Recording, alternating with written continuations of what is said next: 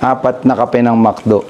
Makasustain lang ako hanggang buong magdamag. When you're aging like 40s na ako, you would want to find those things na magpapahaba ng buhay mo. And you want to find better quality life talaga. Kasi when you're 20s and 30s, you're grinding to find financial freedom. Pero when you're at your 40s, your priority is different. Your priority is quality of life. Yung quality of life na you can enjoy life hanggang sa, up to the extent. Kasi ako, 7 a.m. ako natutulog. 9 a.m. ako uuwi nung umahataw ako, bro. Mas malala ako sa'yo. Promise. 4 na kape ng McDo. Makasustain lang ako hanggang buong magdamag.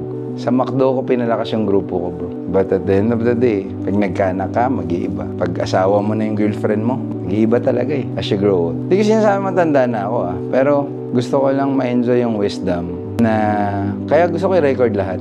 Kasi gusto ko, bro, na yung Chap Mike, hindi niya na-record. Yung wisdom niya, yung mga tinuro niya, hindi siya nag-record.